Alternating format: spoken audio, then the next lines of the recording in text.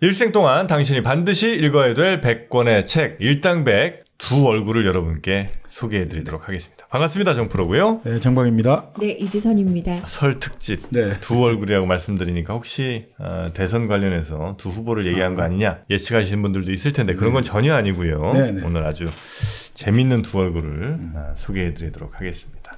우리 지선 씨는 지난 시간에 참 그 스탈린 네. 쭉 한번 지났잖아요. 한 네네. 4시간 동안. 네. 네. 어떻게 좀 스탈린에 대한 공부가 좀 잘 됐습니까? 네, 요즘에 러시아 막 이슈가 막 터지고 있잖아요. 우크라이나 관련해서. 네네. 그러면서 스탈린의 약간 얼굴이 또 이렇게 스쳐 지나가더라고요. 아하. 네네. 이제 국제 정세도 이제 네, 눈을 뜨고 있습니다. 고맙습니다. 네. 자, 그러면 오늘 우리 일당백 설 특집 이제 아마 오늘 정도면 아마 내려가시는 분들이 굉장히 많으실 텐데 오늘 내일 이렇게 막 내려가시고 또 코로나 때문에 못 가신 분들도 하긴 많으시겠네요. 맞아요. 그죠? 네. 네. 고향에 못 가고 아마 이 방송 들으시는 분들도 많을 텐데 오늘은 어떤 책으로 우리 고향에 못 가시는 분들 혹은 가신 분들을 위로해 주십니까? 폴 존슨이라고 영국의 이제 저널리스트 겸 역사학자가 있는데. 폴 존슨. 네네. 폴, 존슨. 존슨, 폴 다 의미 있는 이름이죠. 폴은 어떻게 의미가 있나요? 폴이 이제 뭐 장대, 막대기 이런 거 아니겠습니까? 파울. 그 폴입니까? 그 폴. 이상한 나라의 폴 그 폴이군요. 네. 죄송합니다. 폴 댄스 생각을 했네요, 제가. 네, 그렇죠. 존슨은 존슨은 뭐 다들 알고 계시는 햄 얘기하시는 거죠? 햄. 존슨탕. 존슨빌, 뭐 햄, 뭐 이런 것들이 유명합니다. 폴 존슨이라고 이 지난 시간에 스탈린 할 때 잠시 언급 드린 게 있는 바가 있는데 모던 타임스라고 20세기 역사를 다룬 좀 아주 두꺼운 책을 썼는데 이 사람 좀 보수적인 성향은 좀 있긴 있어요. 네. 근데 뭐 오늘 특별히 뭐 정파적인 이런 건 아니고 그 지식인의 두 얼굴이라고 그러니까 우리가 생각하는 아주 위대한 지식인들, 지성인들 있지 않습니까?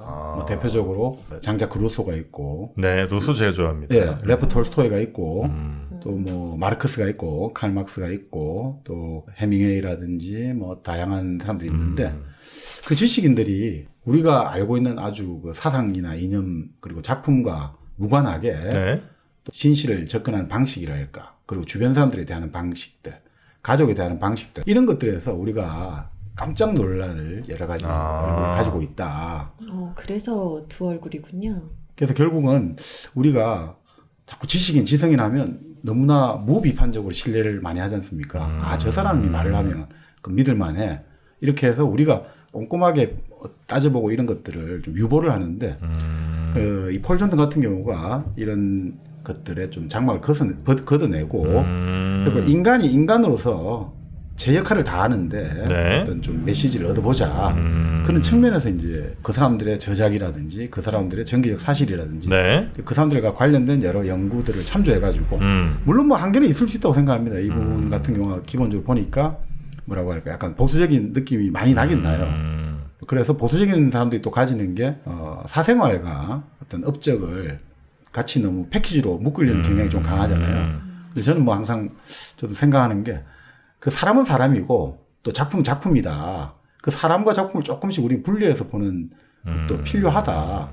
안 그러면 이게 어떤 사람이 예를 들어 말년에 좀 무슨 일을 좀 잘못했다고 그 사람 평생의 업적을 저 말년에 잘못했으니까 다 저거는 그 짓이야라고 할 수도 없고 뭐 말년에 조금 잘했다고 평생을 온통 방탕하고 나쁘게 하고 살았는데 말년에 좀 잘했다고 이 사람은 정말 위대한 사람이다 이렇게 말하기도 힘들잖아요. 네. 종합적으로 봐야 되니까 그런 면에서 이제 폴 존슨이 나름 저널리스트의 임무가 어떻게 보면 좀 기본적으로 폭로하는 것에 가깝지 않습니까? 네. 그러니까 그런 어떤 저널리스트적인 시각을 가지고 저널리스트는 기본적으로 사람을 믿지 않잖아요. 네. 항상 이 사람이 지금 말하는 것하고 말하는 것 뒤에 숨겨진 동기랄까 행동이랄까 이런 걸 항상 따져보잖아요. 뭐 그런 면에서 아주 이게 2005년에 나왔다가 최근에 다시 재출간됐어요. 재출간됐는데 뭐 지금도 한번 읽어보면 네. 아주 뭐 여러 가지 우리에게 좀 많은 시사하는 바가 있다 이런 생각이 듭니다. 그러니까 뭐 우리가 알고 있는 유명한 지식인들의 이야기가 많이 나올 것 같긴 한데 그렇습니다. 그들의 이제 사상 혹은 뭐 그들의 작품과 매우 달랐던 그들의 행적이랄까. 뭐 생활 혹은 뭐 실체 뭐 이렇게 이제 그렇죠. 아마 네. 접근할 것 같은데 네. 일단 오늘 책이 매우 두껍습니다. 네, 역시나 두껍네요. 한 600페이지. 50페이지 정도. 네. 그래서 뭐 다 할 수는 없고 여기서 대표적인 우리가 지식인들 네. 그리고 특히나 이것하고 같이 연관해서 보시면 좋을 것 같아요. 저희들이 시즌 1, 2를 통해 가지고 대부분 이 사람들의 사상이라든지 책을 다뤘거든요. 그러니까 그게 좋은 거 많이 들어 있으니까 오늘은 좀 비판적인 걸 들으시고 또 그3 좋은 것들은 비교해 들으시면 아주 종합적인 인식을 가지는데 균형 잡힌 사고를 하시는데 아주 도움이 될 것 같습니다. 네, 그러면 이렇게 해드리겠습니다. 이제 해당 지식인들이 나올 때 저희가 화면 위쪽에 링크를 딱 달아갖고 바로 이렇게 그거 비교해서 들으실 수 있도록. 네, 제작진이 됩니까? 어렵다고요? 네. 알겠습니다. 우리 제작진은 뭐 그런 거 협조는 거의 안 하니까. 네. 아유, 이쯤 되면 할게요 말도 나올 뻔한데. 참 그 정도는 사실 할만하거든요. 그럼 뭐 그냥 검색해갖고 일당백에서 뭐 누구 마르크스 찾으면 바로 나오거든. 고집이 셉니다 우리 제작진들이. 네. 그러니까 우리가 뭐 많이 했지 않습니까? 장자크 루스도 했고 우리 워낙 좋아하시는 에밀. 네. 그 얘기 얼마나 재밌었는데 그냥 안 틀어준다 이거죠. 네. 미안합니다. 예, 괜한 제안을 또 제가 했네요. 그러면 여러분이 직접 찾으십시오. 네, 여러분이 하나하나 쳐갖고 일당백, 뭐 루소, 일당백, 마르크스 이렇게 찾으면 나오긴 나올 겁니다. 네. 그러니까 뭐 루소도 있고요, 막스도 있고, 톨스토이도 있고, 다 했거든요. 해밍웨이도 있고, 브레이트도 있고, 다 했지. 러셀도 있고, 러셀 했죠. 뭐 사실 다 있죠. 오웰도 있고, 여기 안 하는 사람들이 좀 유명한 사람은 사르트르라든지 노암 촘스키 정도인데 그 위에 티코 하나만 딱 달면 되거든. 그만하세요. 할 맘 없는 것 같으니까 그만하시라고. 딱 달면 진짜 편하거든. 네. 그런데 이제 그건 못 단다. 네. 안 단다. 정확하게는 안 단다는 거죠. 못 다는 건 아니지. 왜? 하면 할 수 있으니까. 그러나 안 단다. 시청자들의 편의는 제작진의 편의보다 중요하지 않으니까요. 네. 여튼 지식인의 두 얼굴이라는 책 오늘 이제 소개를 해주실 거고 거기에 이제 우리가 지금 방금 얘기한 수많은 지식인들의 뭐 작품이라든지 사상 이건 이제 우리가 충분히 좀 다뤘으니까 그거 이제 짧게만 설명해 주시고 그 뒤에 그들의 뭐 뒷이야기 뭐 이런 것들이 오늘 좀 많이 나오겠군요. 그 사실 어떤 사람이 가지고 있는 신념, 이데올로기라고 할까 그 가치관하고 인격은 반드시 일치하진 않죠. 그렇겠죠. 우리가 이론과 실천이 일치하지 않듯이. 그러니까 우리가 내가 어떤 좋은 생각을 가진다 해서 내 인격이 자동적으로 좋아지는 경우는 없거든요. 내가 오늘부터 불교를 믿는다, 기독교를 믿는다 해가지고 갑자기 내 인격이 100배로 더 우수해지고 이런 건 없단 말이죠. 저도 그렇습니다, 사실. 저도 뭐 방송에서는 뭐 무슨 바람둥이 이미지니 뭐 여자 좋아할 거 그런 것들 혹은 뭐 자유연애를 뭐 늘 제가 주창을 하니까 그러나 실제 저의 삶은 스님보다도 더 절제된 삶을 살고 있는 거를 청정한 삶을 아는 분들은 아시거든요. 이게 너무 바빠서 그런 거잖아요. 마음은 하고 싶은데. 아니, 그러니까 저는 이제 추구하는 바는 저의 이상은 그러하나 방향은 그렇게 가는 게 맞다고 생각하나 실제 삶은 그렇게 못 가고 있죠. 그건 뭐 얼마든지 있을 수 있는 일이라고. 저도 어쩌면 그 지식인의 두 얼굴에 들어간다고 봅니다. 아 그래요? 저는 선생님이 한 얼굴이라서 좋았는데. 저요? 네. 한 얼굴로 가? 네. 그래서 지식인의 두 얼굴. 네. 사실 그래서 지식인 하면 어떻게 보면 지금 대표적으로 내로남불이다 이런 말 많이 하잖아요. 왜냐하면 다른 사람들은 차라리 인정을 하잖아요. 아, 그래 내가 예전에 그 말 했는데 지금 미안하다 하는데 지식인들은 계속 그것을 합리화시키고 곡하가세한다든지 혹세무민하잖아요. 그래서 이제 지식인들을 보통 내로남불의 전형이다 이렇게 비판을 많이 하는데 그게 좀 그런 것 같아요. 제가 보니까 이게 근본적으로 우리 사람이 생각하는 것하고 관련이 되어 있는 것 같아요. 지식인들이 왜 이렇게 두 얼굴을 가지느냐. 여러 가지 이유가 있겠지만 사람은 잘 생각해 보면 이 세상의 모든 사물이나 뭔가 상황이나 이런 게 같은 게 하나도 없잖아요. 우리가 사과가 있어도 이 사과와 저 사과 다 다르잖아요. 근데 우리는 사과를 같다고 생각하잖아요. 현실로는 사과가 다른데 관념으로는 같다고 생각하잖아요. 근데 그렇게 생각해야지 문명이 이루어지거든요. 그렇게 개념이 만들어지잖아요. 뭔가 A, B가 다 다르지만 요걸 여기서 공통되는 걸 추출한 걸 우리가 개념이라고 하잖아요. 그게 있어야지. 그러니까 다른 것 속에서 같은 것을 보는 것이 바로 문명인이고 지성이고 지식인이 되거든요. 그런데 우리가 일반적으로 지적인 작용에서는 그렇게 참 다른 것에서 같은 것을 보잖아요. 그러니까 시를 통해 가지고 은유라는 게 그걸 성립하는 거잖아요. 다른 것에서 같은 관계가 있다는 걸 보는 거고.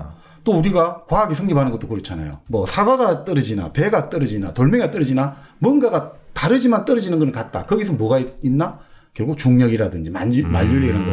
그러니까 모든 어떻게 보면 학문과 예술의 기본 원리가 그 다름에서 같음을 보는 것인데 자 그러면 인간에게 가장 중요한 건 그래서 내가 예전에 했던 말 그리고 남이 예전에 했던 말 지금 하는 행동 말과 행동에서 그게 뭔가 상황은 다르지만 그래도 뭔가 같다라고 생각할 때 우리가 이제 거기에서 비판을 할 게 생기고 그 사람의 어떤 정체성이랄까 언행일치랄까 이런 게 생기는데 우리가 지적 작용에서는 지식인들이 그렇게 다른 거에서 같은 걸 많이 보는데 인간관계에서는 그걸 인정 잘 안 하는 것 같아요. 인간관계는 항상 케이스 바이 케이스다. 항상 다르다라고 생각하는 것 같아요.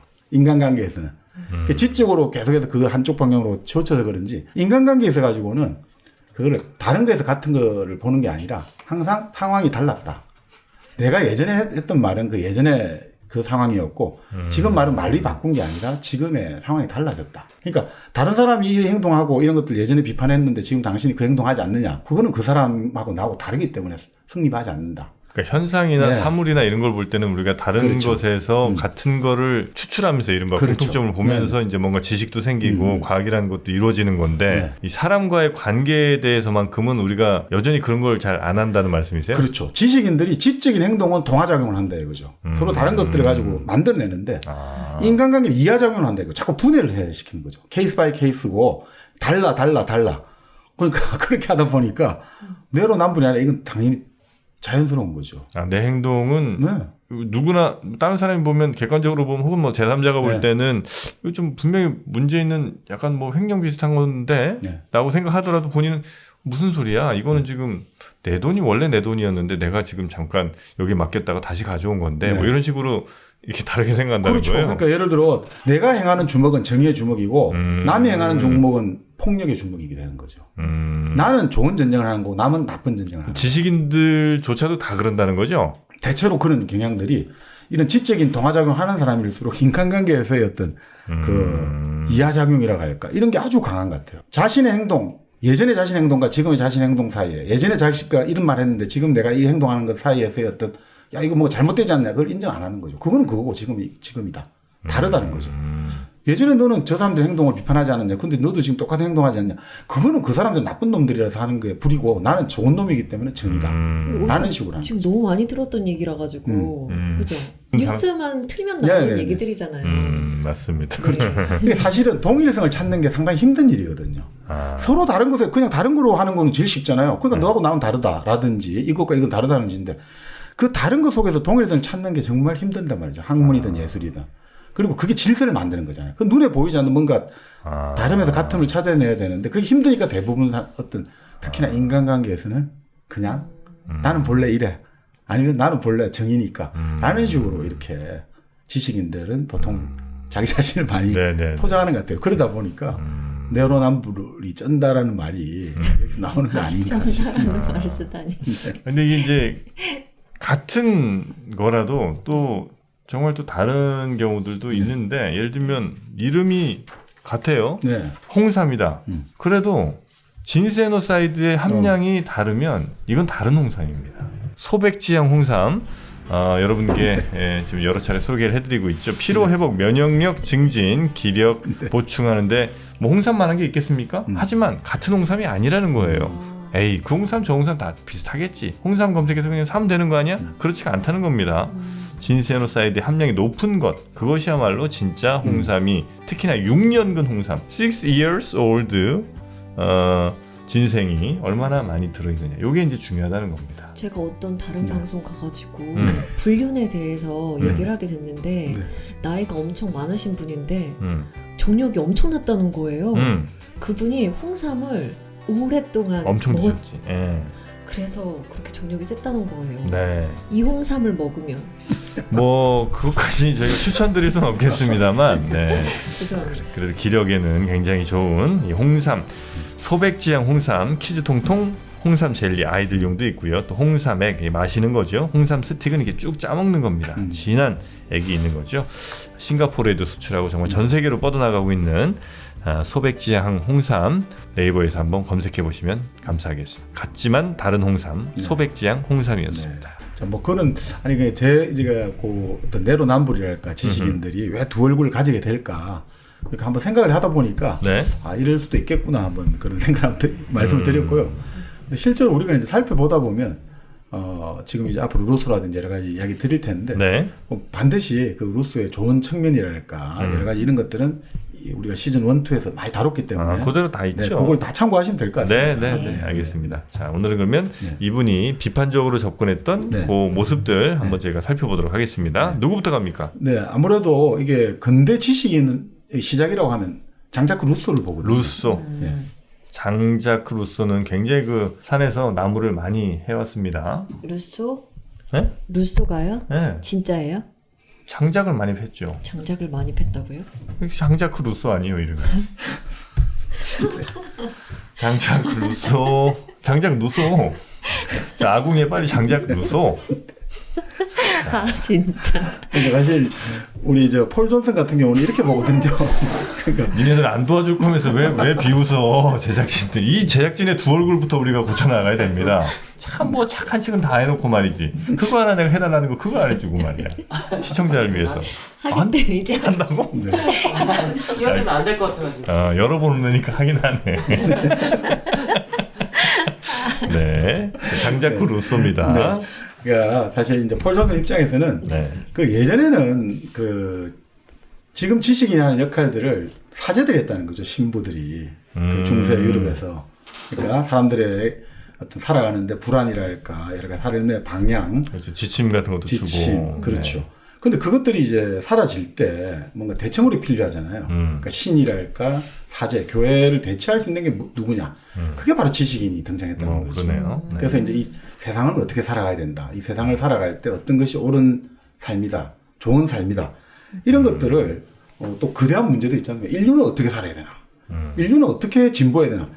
결국 그게 신의 문제잖아요, 사실 인류가. 이 현상은 무엇인가를 또 설명도 해줘야 돼요. 그러니까요. 네. 그러니까 바로 그 종교의 어떤 사제 계급을 대체하는 게 결국 이제 신이 되었다는 거죠. 그런데 그렇게 보면 이제 근대적 의미에서 결국은 프랑스 혁명의 결국 사상자 아버지가 바로 장자크 루소 아니냐. 루소다. 그렇죠. 가장 영향력이 크니까 이 루소부터 시작을 해야 된다 이렇게 보는 좋습니다. 거죠. 네. 루소부터 가겠습니다. 네.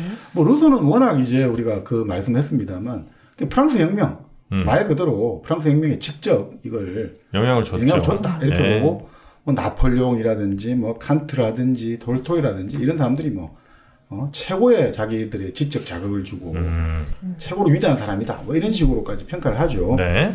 그러니까 뭐 프랑스 혁명의 지도자들이 그런 이야기를 했다고 하는 거죠. 자, 우리 중에 누가 가장 루소를 닮았냐 이걸 가지고 서로 막 말썽을 했다는 거죠. 그만큼 루소가 우리가 가야 될 인간형이다 이렇게 네. 보게 된 거죠. 자, 그런데 이게 뭐 우리가 루소의 영향을 예전에 한번 에밀에서도 봤습니다만 가장 이제 큰 영향을 교육으로 보죠. 이제 여러 가지 뭐 혁명 있습니다만 좀 세목을 들어가자면 그리고 에밀을 통해 가지고 자연 예찬이랄까 인간의 본성에 대한 예찬 이런 것들을 많이 강조를 한 거죠. 그러니까 여기서 최초로 나온 게 뭐 어떻게 보면 냉수욕을 해라라든지 운동을 해라라든지 주말 별장 뭐 자연과의 어떤 친화 어린애들 많이 놀게 만들어라 이런 것도 여기서 나온 거거든요. 어떻게 보면 그렇죠. 근대적인 의미에서 교육 개념이 여기서 나온 거죠. 지금 듣기에는 사실 너무 당연한 당연한 말 네. 같은데 그 당시에는 그게 아니었다니. 그렇죠. 그 당시에는 이게 혁명적이었던 거죠. 네. 아이들은 놀이를 주로 하는 대상이 아니고 일을 시키는데 어른보다 힘은 약하지만 뭐 조만한 일들은 그래도 좀 할 수 있는 그 작은 어른 정도 아직 네. 그 미성숙한 어른이다. 아동복도 없었다는 거 아닙니까? 그렇죠. 아이들을 위한 옷이 없었어요. 그냥 작은 노동자 이렇게. 네. 그렇죠. 네. 노동자 계급은 노동자고 그렇죠. 그냥 네. 귀족 계급이면 그냥 그렇죠. 그냥 네. 귀족이 될 사람인 거고. 네. 그러니까 아동에 발견하는 것도 어떻게 보면 이런 루소 이후로 이 아동 개념을 발견하게 된 거죠. 네. 그 전에는 아동이란 개념이 없었죠. 우리 같은 경우도 어린이 같은 경우는 소파 방정환 선생이 이제 어린이날 하면서 네. 그런 어린이 개념을 도입하게 된 거죠.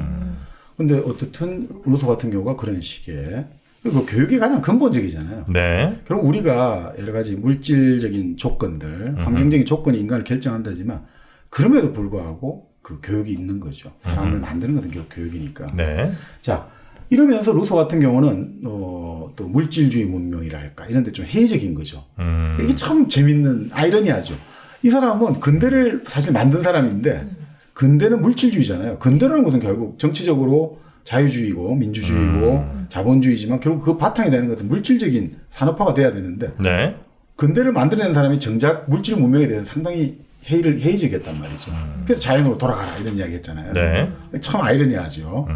그리고 이 사람 같은 경우는 참 재미있는 게 유명한 사람 중에서는 인류 역사에서 유명한 사람 중에서는 최초로 자기의 성생활을 낱낱이 고백한 사람이에요. 왜요? 도대체 왜? 쉽지 않았어요.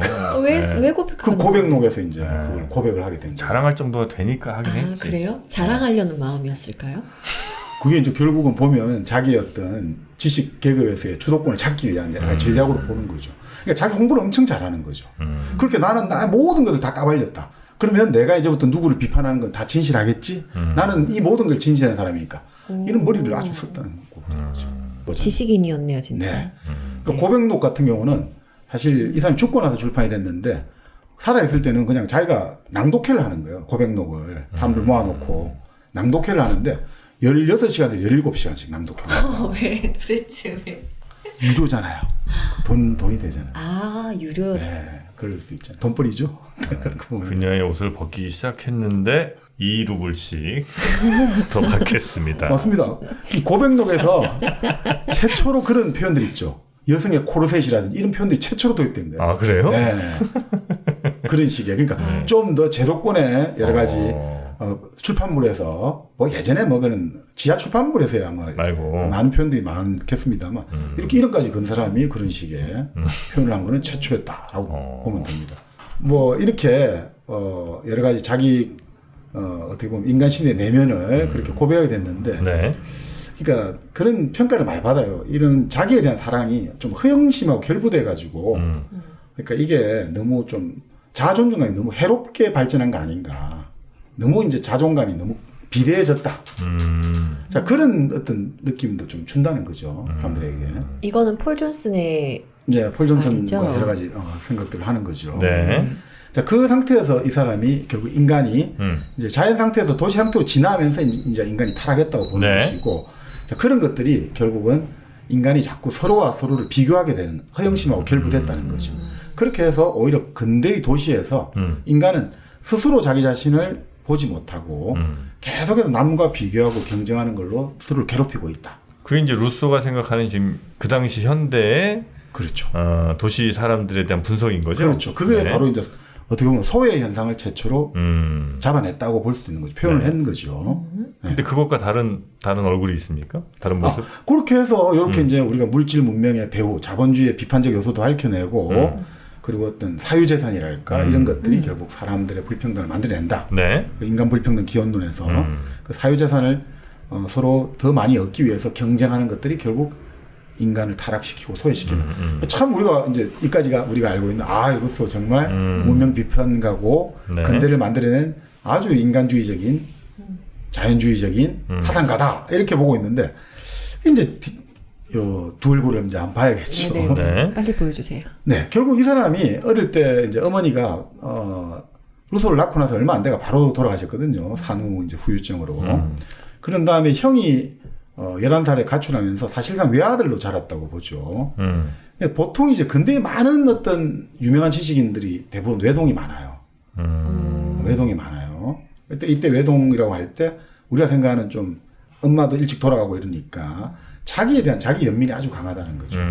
자기 존중감도 강하고 네. 그러니까 어떻게 보면 좀 유아독전적인 게 강하고 이런 것들이 좀 성격적 특성을 가지고 있는 거죠.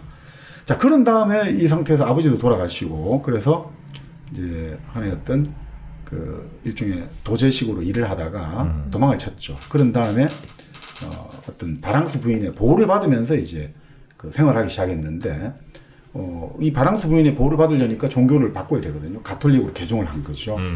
그래서 한 30살까지 부인의 돈으로 얹혀 살아면서 애인 노릇도 하고 이렇게 한 거죠. 그래서 그런 이야기도 나와요, 나중에. 바랑스 부인의 정원사와 함께 그녀의 몸을 공유했다. 뭐 이런 식의 표현들이 나오는 거죠. 옛날부터 정원사는 하여튼 끊임없습니다. 정원사의 원래 일이 뭔지를 모르겠어요. 정원사가 예, 맞습니다. 자르는 그 정원사 네, 말하는 네. 거예요? 그 미국 드라마 봐도 항상 정원사랑 그 다음에 이제 정원사 잘 안 되면 이제 그 배관공. 배관공. 희한하게 그것도 아니 우리나라로 치면 마님 이런 사람들이잖아. 마님. 마당새. 응. 네, 그래서 그쵸. 참 그 정원사분들은 아니 그 직업적 특성이 이제 에로틱하게 연결될 수 있죠. 그런가요? 네. 나무 자르는 게? 다듬잖아요. 잘. 아 뭐야? 그래요? 그리고 또 이게 나무 자르려고 이게 사다리 세워놓고 이게 올라가다 보면 네. 창 너머로 이렇게 보이거든, 아내가. 그리고 창 안에서 당연히 그분이 보이시고, 그치. 열심히 이거 하고 있으면 이도 밖은 광배근 뭐 이런 거 이제 보다가 땀 딱 떨어지면 이제 그렇지, 바로 그렇지. 정원사 가드너 최고의 직업입니다. 네. 자, 그런 이후에 여러 가지 직업을 뭐 13개 가졌죠. 아주 많은 직업을 가졌고, 악보를 이렇게 표기하는 직업도 가지고 여러 가지 했는데, 결국 이 사람이 33살에 그 당시 세탁부 테레즈라는 여자를 만나가지고 영원토록 애인이 되는데 동의하고 그 대신 부인은 하면 안 돼라는 식으로 일종의 계약 동거라고 해야 될까요? 뭐라고 해야 됩니까? 그때 말씀드렸는데, 그래서 이 테레즈와 사이에 아이를 5 낳았는데 낳자마자 다 그냥 고아원에 버렸죠. 그 사람이군요. 그 결혼을 안 했군요. 결혼 안 했습니다. 뭐 나중에 아주 시간이 지나가지고 결혼식은 흉내 냈습니다만 어느 정도냐면 이 테레즈가 이제 초청을 하잖아요. 자기 집으로 사람들한테 음식을 초청할 때 절대 테레즈는 그 손님하고 자기하고 같은 식탁에 먹을 수가 없어요. 왜요? 왜? 무식하고 이런 나의 부인이 아니다 이거죠. 나의 어떤 한마디로 나의 성욕을 충족하는 도구다. 그리고 나의 여러 가지 집안 이제 가정부 노릇이다. 이 정도로 한 거죠. 그럼 지금 아이를 5을 다 고아원에 버렸다고 했잖아요. 근데 아동의 개념을 창시한 사람이라면서요. 그래서 나중에 이제 그렇게 나오죠. 내가 얼마나 후회하는지 모른다. 참회가 나오죠. 그러니까 이 사람 대표적인 저서가 그 사회계약론이랑 에밀 아니겠습니까? 에밀은 이제 교육에 관한 정말 어마어마한 책. 사회계약론 이 사회 이 변혁을 이끌었던 정말 혁명적인 사상가인데 본인은 이제 아이를 다 먼저 요것도 아마 약간 다른 썰은 있긴 한데 안 버렸다 뭐 이런 썰도 있고 뭐 그렇게 낳지 않았다는 얘기도 있긴 하던데 어쨌든 이제 우리가 알려진 바로는 이제 뭐 5 나서 다 보육원 같은 데 보냈다는 그렇죠. 거죠. 자, 그런 다음에 이제 여러 가지 사람들이 후원을 받기 시작하는 거죠. 당시에 계몽적 지식인들 디드로의 후원을 많이 받고 이러는데, 그럼 항상 이제 박해를 받았다고 주장을 많이 해요. 항상 우리가 지식인들은 박해를 받았다고 해야지 도덕적인 특권, 우월감이 생겨나잖아요. 근데 실제로 이제 바로 폴 존슨의 탐구 결과입니다만, 사실 다른 사람들에게 비교해 보면 이 박해가 아니다 이거죠. 예를 들어 볼테르 같은 경우는 어떤 귀족의 심기를 불편하게 만들었다고 그 귀족 하인들에게 공개적으로 매를 맞았다는 거예요. 사람들 보는 데서. 그런 다음에 바스티오 감옥에서 1년간 갇히기도 했고. 그 디드로 같은 경우는 무신론을 책을 내고 옥살이를 3개월 하게 됐는데, 뭐 루소는 그게 없다는 거예요.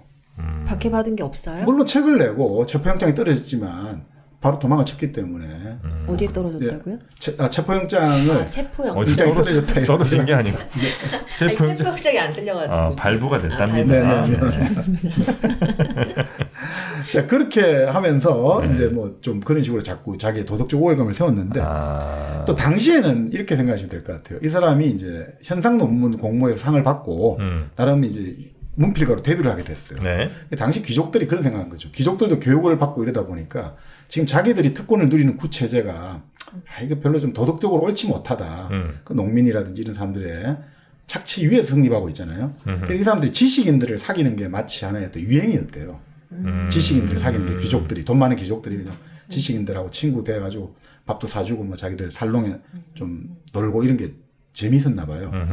자, 그래서 그때부터 이제 루소가 어떻게 하면 내가 살아갈까 하다가 이런 귀족들을 이렇게 이용해야겠다. 이 귀족의 환대를 생계수단으로 삼아야겠다라고 이제 했던 거죠.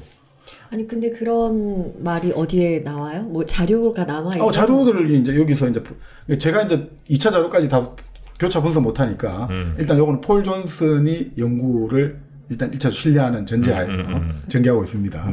뭐 예를 들면 뭐 루소의 뭐 여러 가지 메모라든지 그렇죠. 저서 뭐 여러 가지 것들이 아마 좀 봤겠죠. 귀족의 피를 빨아먹어야겠다. 뭐 이렇게 적었단 말이죠. 그러니까 이제 결국 사실 이 사람 같은 경우가 그런 뭐 어떤 귀족들이 가지고 있는 그 약간의 그 도덕적인 취약성들을 잘 자극을 시키는 거죠. 그렇게 해가지고 그러니까 머리가 되게 좋다고 보죠. 그 소설도 썼거든요. 신 엘로이즈라고. 그 예전에 그 엘로이즈와 아벨라르였습니까? 그 중세 시대 최대 연애 사건이 있었거든요. 엘로이즈가 아주 처녀였는데 아벨라르가 신학자였는데 이 가정교사로 갔다가 연애를 하게 됐죠. 네. 근데 그 엘로이즈 집안에서 나중에 그걸 알고 격분을 해가지고 그 아벨라르의 생식기를 거세했다든가 그랬죠. 아, 중세시대 최대 연애 사건이 있었는데 거기서 이름을 따서 신 엘로이즈라고. 네, 거세하는 분들 보면 거세하고 나서 이게 뭔가 이게 의료적인 뒤처리는 해주시는지가 제일 궁금해. 아니 그 거세하고 그냥 놔두면 네. 이게 뭐 혈관이 이게 보통 일이 아닐 거 아닙니까? 무책임하게 그냥 거세하고 끝인가? 이 사람 죽든 아니면 이제 거세하고 이렇게 잘 해주시나? 아니 거세 방식이 여러 가지가 있으니까 예, 방식이. 아 밑에 것만 또 이렇게 예, 그러니까 하실 방식이 수도 여러 가지가 있고. 있어요. 아, 그래? 네. 아유 정말 옛날엔 잔인한 분들 많아요. 네. 근데 이 소설을 쓰면서 참 머리를 썼던 거죠. 결론은 도덕관념을 지키자 이런 건데 그 결론에 도달하기까지 과정이 아주 구체적으로 음탕한 이런 게 나오잖아요. 그러니까 당시에 교회에서 아니 이거는 세욕을 배척하는 듯 하면서 세욕을 오히려 부추긴다. 아, 이런 식으로. 아, 있죠 그런 경우. 너 씨발 그냥 하지 마. 라고 하면서 자기가 계속 욕을 해. 너 왜 자꾸 너 친구 다니 개새끼라고 그러는 거야? 이 개새끼야. 아니, 그러니까 본인이 욕은 안 하지. 나는 안 하는데 너 자꾸 친구 너 한 거 맞아 안 맞아? 개새끼라고 한 거 맞아 안 맞아? 개새끼 맞아? 개새끼야? 계속 욕하는 사람들이 있어. 아 그래요? 네. 이런 건 어떻게 찬성입니까 반대입니까? 반대죠. 반대예요? 네. 그런 찬성과 반대를 잘 우리 뜻을 전달할 수 있는 방법이 생겼습니다. 옥소 폴리틱스라고 아, 네. 모든 사람들의 생각을 담아서 O와 X 이게 그래서 옥소예요. 네, 그래서 정치 SNS 플랫폼이거든요. 어떤 분들은 뭐 진보적인 혹은 어떤 분들은 보수적인 생각 가질 수 있잖아요. 근데 이제 그분들이 사실 자기 생각과 맞는 사람들끼리만 현재는 막 모여서 커뮤니티나 이런 데서 막 글 쓰고 이러는데 그러지 말자. 같이 모여서 한번 얘기를 해보자. 이런 취지로 만든 정치 SNS 플랫폼이 바로 옥소라는 겁니다. 정치만 달라와요? 여기 이제 주로 정치인 거죠. 네. 그래서 뭐 한 주간의 정치 이슈라든지 뭐 이런 것들을 여기 이제 시스템에서 뭐 워드 클라우드로 보내주기도 하고 또 다른 사람과 익명으로 정치 수다 톡을 할 수가 있는 거예요. 그래서 채팅을 할 수 있는. 그렇죠. 채팅도 할 수 있고 그래서 실제로 나는 뭐 이 정치인에 대해서 뭐 반대할 수 있잖아요. 네. 또 어떤 분은 찬성할 수도 있고 그렇게 이제 댓글 서로 이제 왔다 갔다 하기도 하고 혹은 이제 톡을 통해서 이렇게 실시간 채팅도 가능한 그런 정치의 이제 토론의 장 네. 크게 보면 그런 게 열렸다 이렇게 보시면 되겠습니다. 지금 또 대선 시즌이니까 이런 정치적 이슈에 대한 관심이 많은데 네. 우리 그 확증 편향이라고 하잖아요. 내 주변의 사람들 나하고 통하는 사람만 보면 자꾸 이게 맞아요. 좀 좁아지잖아요. 네. 그러니까 여기서는 좀 재밌게 해놨더라고요. 이 동물 부족으로 예를 들어 보수는 뭐냐니까 사자, 진보는 호랑이, 중도는 코끼리 해가지고 그런 식으로 어떤 동물 부족으로 내 이제 딱 그거를 캐릭터 시켜가지고 또 서로 다양한 우리 같은 코끼리, 호랑이, 사자끼리 이야기하는 것도 있지만 또 서로 코끼리가 호랑이하고도 이야기할 수 있고 이런 것들이 있어가지고 또 사회의 어떤 우리가 이론을 모으고 이견을 해소하는데 아주 또 좋지 않나 이런 생각이 듭니다. 실제로 내가 보수인지 진보인지 중도인지도 조금 헷갈리는 분들 많을 거예요. 네. 그럴 때 이제 여기에서는 그런 거 테스트하는 것도 있거든요. 아, 테스트도 해요? 네, 왜냐면 이제 사실 뭐 세금 문제라든지 아니면 뭐 낙태 문제라든지 하여튼 진보와 보수를 가는 여러 이슈도 있는데 거기에 대한 내 입장을 이렇게 체크하다 보면 마치 MBTI 검사하듯이 내가 보수인지 진보인지 어느 정도 보수인지 이런 것들도 이제 체크가 가능하다는 거. 나의 정치적인 얼굴을 볼 수 있는. 그렇습니다. 네. 아주 좋은 얘기입니다. 네, 옥소 폴리틱스 네이버에서 한번 검색해 보시면 쉽게 앱을 다운로드 받으실 수 있을 것 같습니다. 자, 그러면 한번 좀 가볼까요? 자, 그런데 이렇게 결국 뭐 지금 여러 가지 이런 지금 말씀드린 사항은 루소의 고백록에 일단 1차적으로 근거를 하고 있으니까 폴 존슨이 썼던 여러 가지 내용도 그 완전히 선정주의적인 건 아니라는 걸 염두에 주시고 자, 이때 이 사람이 생전에 사실 루소는 상당한 성공을 누렸는데도 계속 끊임없이 좀 불평, 불만을 늘어놓는 스타일이었어요. 자, 이 사람 같은 경우가 왜 이렇게 불평, 불만을 늘어놓느냐. 그러니까 뭔가, 가문 좋은 여성들의 동정심을 끌어내기 위해서 나는 정말 잔인한 운명이야. 나는 불행한 생명이야. 이런 식으로 자기 자신을 과장했다는 거죠? 수동적 공격형이랍니까? 나는 이렇다 하면서 실제로 공격을 하는 거죠, 사람들한테. 그러니까 내가 이렇게 힘든데 너희들은 가문도 좋고 이 괴로움을 알아? 이렇게 해서 결국 뭔가 사람들에게 무장해제를 시키는 거죠. 네, 그런 경우들이 많죠. 그렇죠. 네. 그러니까 참 이게 이런 수법들이 그러니까 나중에 보면 어떤 사람들이 초청을 하고 이럴 때 좀 도와주겠다 이러잖아요. 그럼 갑자기 그 제안을 읽는 순간 나의 심장은 멎어버렸습니다. 도와주겠다 했는데 갑자기 나의 자존심을 건드렸다 하는 식으로 반응한 다음에 그런 거 도와주겠다 이런 게 아니라 너가 나에게 정말 도와주는 게 아니라 너가 나를 이렇게 하는 건 너를 돕는 길이다. 나를 돕는 게 아니라 너 자신을 돕는 길인데 왜 나를 도와준다 하니 이런 식으로 해서 자기가 유리하게 조건을 싹 만들어 바뀌는 그런 방식을 아주 잘했다. 약간 어떻게 보면 가스라이팅 같은 거를 잘하는 거네요. 네. 근데 이 사람 자체가 근데 이제 사교계 생활을 그렇게가 아주 이제 도덕적인 죄책감도 잘 자극하고 하는데 네. 고백록 책에 이렇게 나온다는 거죠. 이 만성 질환 때문에 사교 생활이 상당히 어려웠다는 거예요. 사교계에서. 네. 어떤 질환이 있었는데요? 이게 여기서 구체적인 질병은 요도 하열 해가지고 약간의 요도에 문제가 있어가지고 계속 이제 소변을 주기적으로 배설을 해야 되는데 이게 그 화장실이 마땅치 않았나 봐요. 그 당시 그 프랑스 귀족의 살롱에서. 그리고 어떻게 해야 되냐니까 담벼락을 찾을 수가 없다. 이 용무를 건물을 해결해야 되는 담벼락을 못 찾아가지고 할 수 없이 모두가 보는 앞에서 오줌을 누고 그 오줌이 흰색 스타킹을 신은 내 다리 위로 흘러내렸다. 이렇게 이제 책에 적혀 있어요. 고백록. 그러니까 모든 걸 다 나는 고백한다. 아니 진짜 모든 걸 고백하셨네요. 그렇게 다 고백하고 있습니다. 지렸다는 거죠, 그냥. 계속 샀다는 거죠. 계속 샀다는 거죠. 세상에. 아유, 어떡하면 좋아요. 이때 나오는 광고는 없어요? 오줌? 여기에 내가 뭐 커피를 연결시키니? 이거 어떻게? 네. 죄송합니다. 너무 그 커피 드실 때 좀 이뇨작용 때문에 걱정하시는 분들도 있잖아요. 네. 1kg 커피는 그럴 걱정이 없습니다. 광고 들어가요? 진짜로? 하라면 해야지. 1kg 커피. 화장실 자주 가신다고 걱정할 필요 없는 커피가 바로 1kg 커피가 되겠습니다. 왜 이뇨작용이 많이 생길까요? 커피를 마시면? 물 많이 마셔가지고. 뭐 그렇기도 하죠. 네, 하지만 또 커피에 들어있는 성분이 또 배뇨를 또 촉진시키기도 하거든요. 그래서 이제 화장실 자주 가게 되는데 1kg 커피는 그런 걱정이 없습니다. 그냥 그런 걱정하지 마세요. 맛있게 드시면 되겠습니다. 1kg 커피 우리 이진선 씨도 먹어봤잖아요. 이제는. 네, 1kg 커피의 향의 깊이 그리고 그 바디감 이런 것들은 정말 시중에 파는 어떤 스페셜티 커피보다도 훨씬 더 맛있는데 가격은 뭐예요? 또 합리적이라는 거 아니겠습니까? 네. 선생님 저도 한마디 해도 돼요? 두 마디 하셔도 되죠. 이뇨 작용 때문에 힘드신 분들 향을 마시면 되잖아요. 커피 향만 마시라고요? 네. 자, 그렇습니다. 커피 향만 마시는 방법도 있습니다. 꼭 우리가 물리적으로 마셔야 되는 건 아니죠. 네. 눈으로 색을 마셔도 되겠네요. 그렇죠. 자, 이 자본주의 노예들 같이 보시면서 저희의 두 얼굴입니다.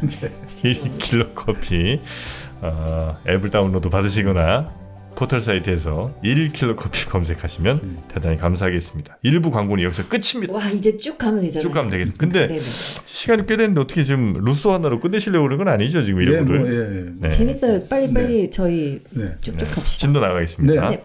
어쨌든 루소는 자신이 전 인류의 친구라고 공개적으로 표명한 최초의 지식인이다. 나는 전 인류의 친구다.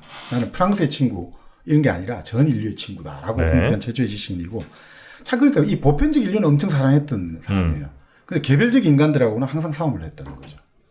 자기 주변의 사람하고는 항상 이제 싸움을 했고 그런데도 불구하고 친구가 되려는 사람들은 줄을 이었다는 거죠. 루소하고 친구가 되고 싶다. 워낙에 유명해서 그런 건가요? 결국은 이제 아까 말씀드린 귀족 같은 특권층의 제의식을 체계적으로 이용한 최초의 지식입니다. 그 사람들이 갖고 있는 아까 도덕적인 죄책감들을 아주 체계적으로 이용했고 또 그 다음에 당시부터 이제 이 버릇없는 인물들을 숭배하는 어떤 풍조가 생겨나기 시작했는데 요즘처럼 아이돌 숭배하는 그걸 최초로 도입한 사람이 루소라는 거죠. 이게 어떤 방식을 택했냐면 좀 재밌는 게 보통 그 당시 이제 우리가 생각하는 프랑스 사람들 아주 세련됐잖아요. 루소는 그걸 거꾸로 뒤집어 버린 거예요. 오히려 촌스럽게? 네, 맞습니다. 처음에 한번 세련되게 했다가 더 망신을 당했거든요. 그래서 생각을 한 거예요. 야, 이러지 말고 차라리 촌티를 노골적으로 풍기자. 어차피 세련됨으로는 경쟁해봐야 그들하고 안 되니까. 맞습니다. 그러니까 오히려 완전히 그게 모든 사람들이 세련된 거 흉내낼 때 자기는 오히려 나 촌놈이야 라고 하니까 이게 오히려 완전히 또 새로워 보이고. 히트를 친 거죠. 네. 거기에다가 바로 그 촌티가 솔직함하고 연결되잖아요. 나도 솔직해. 그러니까 그때 어떤 섹스라는 노골적 소재를 도입해도 그게 딱 맞아. 다 아기가 맞아 떨어지는 거예요. 그러니까 지식이나 사람들은 자기의 삶의 여러 행동들을 어떻게든 간에 또 한쪽으로 잘 껴 맞추려고 하는 등에 강하잖아요. 그런 걸 아주 잘한다는 거죠. 그러니까 이미지 메이킹을 잘한 거네요. 바로 그래서 그 이미지 메이킹을 하기 위해서 옷을 이제 복장을 딱 이제 만들기 시작하는 거죠. 자기만의 복장. 어떻게 하냐면 그 당시 좀 세련된 사람들이 뭐 흰 스타킹을 신어야 되고 금빛 레이스 이런 걸 했는데 그거 다 없애버린 거예요. 그리고 치장하는 거 있죠. 액세서리, 칼, 시계 이런 거 다 팔아버리고 막 수염 기르기 시작하는 거예요. 이제. 수염 길러가지고 최초의 털복숭이 지식인으로 등장하기 시작한 거예요. 그전에는 전부 다 이렇게 깎고 이랬는데 이제 뭐 나는 뭐 자연인이야. 이게 이미지 메이킹을 네.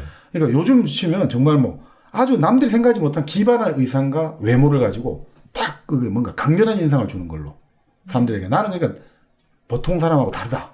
이걸 확실히 던져줬다는 거죠. 근데 그게 루소의 그 이미지 메이킹이라고 할 수 있나? 그냥 본인의 생각이 그럴 수도 있잖아요. 예를 저도 들면 그렇게 생각돼요. 송창식 씨가 무슨 개량 한복 같은 거 늘 입으시잖아요. 그리고 막 이렇게 좀 이미지가 굉장히 독특하신데 네. 그게 그분이 꼭 그렇게 막 누구한테 인기 끌기 위해서라거나 이러기보단 그냥 본인 이제 편하고 본인의 생각이 그게 잘 맞으니까 네. 그렇게 가시는 거 아니겠습니까? 그런 측면은 그분들은 그렇게 하시는 거고 네. 이제 여기서 폴 존슨이 생각할 때 루소는 여러 가지 이미지 측면에서는 메이킹이다. 확실한 이미지 메이킹을 최초로 도입한 것 같다. 라고 이제 본인은 판단하고 있는 거죠. 네. 여러 가지 자료를 그러니까 처음 가서 이제 나름 옷을 차려입고 왔는데 실패를 하고 그런 다음에 어떻게 하느냐. 그러면 아예 복장을 이렇게 하고 그러면 이제 오줌 누는 것도 나는 그러니까 이런 사람이야. 그게 다 맞아떨어지는 거죠. 옷도 일반하고 다르게 입어. 그러니까 오줌도 나는 막 그냥 나는 배뇨 습관을 다르게 하고 그러니까 이게 오히려 나를 잘해준 사람하고 맨날 싸움하고 이런 것들이 다 좀 이렇게 하나의 어떤 루소라는 뭔가 괴짜랄까 그러니까 이런 것들을 형성하는데 아주 도움을 줬다라고 이제 여기서 본다는 거죠. 네. 그러니까 이런 사람 같은 경우는 뭔가 자기가 은혜를 입고 막 사람들에게 배은망덕하다 이런 것들을 오히려 긍정적으로 바꾼다는 거죠. 그런 식으로 나는 뭐 내가 도움 받은 게 아니라 내가 도움을 주게 만들었으니까 내가 은혜를 베풀었다라는 식으로 그런 식으로 계속해서 이제 뭐 이런 대목이 나와요. 여러분이 저에게 논문을 뽑아주셨는데 그래서 감사합니다가 아니라 그것은 여러분이 나를 뽑아준 것은 여러분 자신이 스스로에게 월계관을 씌운 것과 똑같은 행동입니다. 그러니까 이런 너희들이 위대한 나를 알아봐 줬으니까 너희들이 정말 위대한 사람이야 라는 식으로 계속해서 이런 식의 어떤 사람들에게 나는 이만큼 위대한 사람이고 그러니까 나는 범인의 어떤 평가 기준으로 나를 평가하지 말아달라. 이런 방식을 계속 채택했다 이렇게 이제 나오는 거죠. 제가 이제 루소를 좀 네. 좋아하다 보니까 좋아하시죠. 저는 네. 약간 좀 네. 루소 편을 들자면 뭐 저는 크게 두 얼굴 같지는 않아요. 네. 그러니까 자연으로 돌아가라는 이제 그런 이제 이야기를 이제 하면서 네. 스스로 이제 내가 생각할 때도 이런 인위적인 것들이 좀 안 맞는 것 같다. 처음에 이제 어디에 맞춰서 좀 해보려고 했는데 아닌 것 같아. 그냥 나는 자연 그대로의 모습으로 갈래. 라고 하면서 점점 모습을 좀 바꾼 것일 수 있고 네. 그리고 이제 주변과의 갈등 같은 것도 애써 뭐 그걸 일부러 만들어내거나 이런 것보다는 자기의 생각이 워낙 이제 혁명적인 네. 생각이다 보니까 주변 사람들이 안 맞겠죠. 그렇죠. 네, 그러니까 이제 그 과정에서 그렇다고 내 생각을 꺾을 수는 없고 끊임없이 이제 거기서 이제 갈등이 좀 생기는 거고. 네. 저는 루소를 잘 모르잖아요. 네, 선생님 말씀을 듣다 보니까 지성인이라면 갖춰야 할 얼굴이 있을 거 아니에요. 세계적인 지성이었잖아요. 네. 근데 그 지성의 얼굴이라고 하기에는 너무 소변을 막 그냥 싸고 아이를 뭐 버렸다가 지금 나중에는 그때는 맞고 지금은 틀리고 막 그랬다고 하니까 그런 면에서는 전 확실히 두 얼굴로 보이거든요. 폴 존슨의 입장입니다. 지금 말씀대로. 그러니까 사실 어떤 엄격한 도덕적 잣대를 들이대면 우리 중에 아무도 자유로운 사람이 없는데 문제는 루소가 그가 얼마나 그런 주장을 많이 했나. 그리고 자기의 그 사상의 영향력 생각해 볼 때 수천 수만 명의 전문가가 지금 파헤치고 있으니까 어쩔 도리가 없다. 이 기준 너무 본인이 그런 말을 많이 하고 주장을 많이 했다. 뭐 이렇게 보고도 있네요. 근데 사실 좀 노출증 이런 거는 좀 심하게 심했어요. 고백록에 나오는데 그러니까 젊은 시절 그 이탈리아 토리노에 살았는데 뒷골목을 배하다가 수시로 여성에게 아랫도리를 까보였다는 거예요. 변태였네. 바바리맨인 거죠. 요즘 변태 되게 많은 거 아세요? SNS에? 아 그래? 네. 그리고 막 요즘에 기사도 막 나잖아요. SNS를 통해서. 예, 자기가 뭐 엘리베이터에서 그래요. 자기 그걸 찍어가지고 올리는 거예요. 나는 이런 사람이다. SNS? 네. 그런 변태도. 근데 선구자였네 그 변태들의. 뭐 타고난 사랑꾼이라고. 타고난 사랑꾼. 네. 그리고 이제 아이를 이제 뭐 저 고아원에 버렸다. 이것도 이제 자신의 그 사상과 예. 사실 이제 맞는 부분이 좀 있지 않습니까? 자연으로 돌아가라. 그러니까 이제 그것도 있지만 아이의 교육에 대해서 내가 오. 이 아이를 키우는 것보다 네. 그럼 이제 어떤 뭐 편애라든지 이런 게 이제 생길 수 있는데 공동 육아 시스템 안에서 너무 까신 거 아니에요? 아니요, 맞습니다. 그렇게 주장했습니다. 진짜요? 네, 루소가 그렇게 주장했습니다. 그 네. 자기 철학을 그래서 나는 이 부분은 두 얼굴이 아니고 정말 이 정도까지 할 수 있는 사람은 매우 나는 드물다. 아, 그게 그러니까 처음부터 그렇게 했으면 좋았는데 네. 사실은 이게 폭로가 되고 나서 그걸 끼워 맞췄다고 보거든요. 아 그런가요? 볼테르가 이걸 익명으로 폭로를 한 거예요. 루소가 저렇게 좋은 말하고 나서 실제로는 자기 자식 다스를 버린 애야라는 식으로 폭로를 하고 했더니 네, 그래서 그 이후에 이제 지금 루소가? 말씀대로 루소가 플라톤의 철학을 갖고 온 거죠. 사실 아이는 국가가 키워야 되는 거야. 라는 그 플라톤 주장이잖아요. 그 주장을 인정하면서 사실은 그렇게 이제 한다라는 식으로 흘러갔다라고 이제 보고 있죠. 그럼 지금 정박님의 얘기를 듣고 지금 다시 어떻게 생각이 드세요? 저요? 네. 아니 저는 안 바꾸네 역시. 저는 루소를 또 강력하게 지지하는 사람 중에 하나로서 내 자식인데 그렇게 보내는 게 과연 쉬웠을까? 그렇지 않다고 보거든요. 아무리 내 자식인데 내 피가 섞인 이 친구들을 보내는 일은 정말 매우 어려운 일일 거라고 난 봅니다. 내 자식인데? 그런데 그럼에도 불구하고 보냈다는 건 그냥 귀찮아서라든지 아니면 뭐 돈 아까워서 이건 아닌 것 같고. 귀찮아서 보냈다고. 아니, 왜냐하면 아이가 오래되면 자기가 도저히 집필을 할 수가 없으니까 어떻게 할 수가 없고, 그리고 실제로 그 아이를 그렇게 보내는 당시에는 보통 이제 아이가 1살까지 살 확률이 한 30% 정도, 그리고 뭐 7살까지 살 확률은 거의 없다, 이렇게 벌써 보고 있죠. 지성인의 두 얼굴을 봤을 때 내가 좋아하는 지성인에 대해서 이제 감싸는 모습을 저희는 본 거죠. 아무리 아니라고 해도. 네. 그렇습니까? 네. 그러니까 뭐 사실은 부럽대, 그 양어머니 아까 바랑스 부인 자기를 돌봐줬던 그 나중에 되게 공공해졌는데 이 사람 좀 성공을 했잖아요. 근데도 양어머니가 궁표한 다음에도 아무것도 도움을 주지 않았다. 그런 이야기는 나오죠. 그래서 양어머니 바랑스 부인이 결국 영양실조로 죽었죠. 네, 그런 식으로. 그렇습니까? 네, 그런 것도 좀 있고. 네. 또 아까 말씀드린 테레즈 같은 경우도 평생 동안 이제 하나의 어떤 이용만 당한 거 아니냐라고 이제 보고 있는데 그 영국 작가 제임스 보즈웰이라는 사람이 있거든요. 그래서 루소를 영국에 이제 초청도 해가지고 뭐 여러 가지 프로그램도 만들었는데, 근데 제임스 보즈웰의 기록에 따르면 그 루소의 그 부인 테레즈를 유혹하는데 아무런 지장이 없었다. 이런 이제 기록이 있다는 거예요. 유혹하는데 아무런 지장이 없다는 게 네, 그러니까 이렇게 나오죠. 영국에 도착에 적재 배를 타고 이제 오잖아요. 그러니까 어제 아침 영국에 상륙하기 직전에 일찌감치 그녀의 침대에 가서 한 번 했다. 모두 13번이다. 이런 기록이 남아 있어요. 제임스 보즈웰이 그 루소의 부인 역할을 했던 테레즈 관련해가. 근데 테레즈도 여기서 작가가 폴 존슨이 좀 비판적으로 보자면, 그리고 테레즈도 몇십 년간 계속 루소의 어떤 이중적 행태를 보다 보니까 겉으로는 이제 루소한테 하지만 실제로는 또 이 사람도 상당히 이제 많이 깨달아졌다, 깨우침을 얻어서 아주 자연스럽게 여기도 살았지 않았을까, 뭐 이렇게 이제 보고 있다는 거죠. 그 당시는 조금 그래도 개방적이었죠. 여러모로. 여러모로 개방적이지 않았어요. 예, 프랑스 혁명이 나오고 나서는 이제 정말 뭐 이혼이랄까 이런 것들 아주 자유로워졌는데, 그 혁명 전까지는 이제 그 흔히 말하는 가톨릭 교회는 이혼을 불허하잖아요. 그러니까 이제 사실상 뭐 여러 가지 이혼 자체는 안 되니까 뭐 모르죠. 물밑으로는 그랬는데, 그때 확 이제 사회 전체적으로 개방이 된 거는 프랑스 혁명 이후로. 그렇게 됐죠. 영국까지 또 놀러 갔는데 배 타고 또 이렇게 마음이 또 열리잖아.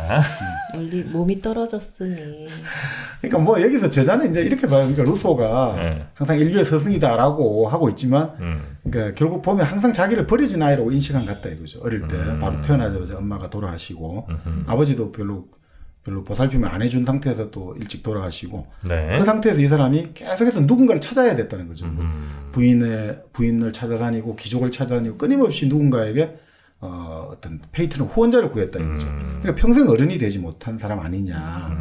그러니까 어떤 사람들은 그러니까 뭐 어른이 되지 못한 순진한 어린애 아니냐는데 폴 존슨이 재밌는 말이에요. 비행소년 같다 이거죠. 순진한 어린애가 아니라 좀 비행소년이 너무 이미지가 강하다. 근데 그럼에도 불구하고 뭐 루소를 지금도 뭐 우리가 아까 말씀드린 칸트라든지 톨스토이라든지 레비스트로스라든지 이런 사람들은 뭐 항상 자기 책에다가 루소에 대한 헌사를 끊이지 않고 있죠. 네. 진정한 스승이다. 프랑스 최고의 그 무덤이 빵떼옹인가 거기 아닙니까? 맞습니다. 네, 거기 묻힌 정말 몇 안 되는 사람 중에 한 명입니다. 그렇죠. 프랑스 혁명 때 혁명의 지도자들이 당연히 루소를 빵떼옹에 모셔야 된다라고 된 거죠. 네. 루소는 대단한 철학자임은 뭐 확실하고. 그렇죠. 근데 뭐 이 사람이 왜 이제 루소를 두 얼굴이라 했냐면 네. 결국 그러니까 이 루소 같은 대시식인도 우리 사람들하고 똑같이 좀 불합리하고 비논리적이고 어리석고 또 음모론에 많이 잡혀 있었어요. 항상 누군가 수천 명의 어떤 사람들이 어릴 때부터 나를 음모로 덫을 놓고 있다 이런 좀 약간의 과대망상 같은 게 피해의식을 좀 있었어요. 갖고 있었어요. 항상 누군가 음모를 가지고 나를 죽이려 한다, 나를 못 살게 굴려고 한다 이런 의식은 끝까지 갖고 있었어요. 그렇습니까? 그 불안감이랄까. 참 그러니까 어떻게 보면 천재인데 그 인생의 역증이랄까. 네. 가치관은 상당히 이제 불안정했다. 이렇게 이제 볼 수도 있다는 거죠. 그러네요. 네. 자, 그럼에도 불구하고 뭐 루소의 뭐 우리가 이제 이걸 했습니다만 루소의 업적은 프랑스 혁명. 그러니까 결국 인류의 어떤 우리가 왕정을 무너뜨리고 민주정을 도입하게 만든 사상적 기초를 깔았다는 데서 루소의 뭐 그 공헌은 뭐 당연히 부정할 수가 없죠. 네. 평가를 해야 됩니다. 자, 지금 루소라는 지식인의 두 얼굴을 저희가 이제 봤고요. 네. 앞으로 나올 지식인들 이름만 좀 몇 개 좀 알려주시죠. 네. 칼 마르크스, 막스, 그리고 레프 톨스토이, 베르톨트 브레이트, 어니스트 헤밍웨이, 예, 뭐 그렇게 정도로 그 정도가 아마 나올 예정인데요. 자, 여러분도 한번 상식적으로 생각해 보십시오. 지금 루소로 1시간이 지나갔습니다. 막스, 톨스토이, 브레이트, 헤밍웨이가 과연 2부에 다 끝날 수 있을까요? 진짜 벌써 1시간 됐어요? 그렇습니다. 30분 한 것 같은데. 네. 네. 자, 한번 여러분 과연 오늘은 어떻게 이게 워낙 또 방대한 양이니까 네. 한번 어떻게 갈지는 한번 저희가 2부 이어지는 2부에서 한번 쭉 정리해 보도록 하고요. 네. 1부 마치면서 또 우리 플로 통해서 듣는 분들을 위한 노래 추천 하나 해주셔야죠. 네, 저는 얼굴들 하니까 장기하와 얼굴들? 알 수 없는 사람이란 노래가 있어요. 그렇군요. 루소 알 수 없는 사람이다. 좋은 추천인 것 같습니다. 저는 그러면 루소니까 거기 누구 없어. 한영의 노래인가요? 좋은 추천. 누구 없어. 줄여서 루소. 얼굴이라는 노래도 있잖아요. 얼굴? 예. 동그라미 그리려다. 그리려다 무심코 그린 얼굴. 그러니까 얼굴이라는 노래. 네, 얼굴이라는 노래 있습니다. 네. 네, 자, 과연 제작진은 어떤 선택을 할지 한번 센스를 믿어보겠습니다. 자, 그러면 저희는 이어지는 2부에서 지식인의 두 얼굴, 우리 네 사람의 얼굴 한번, 두 얼굴을 한번 비교해 보도록 하겠습니다. 2부로 돌아옵니다.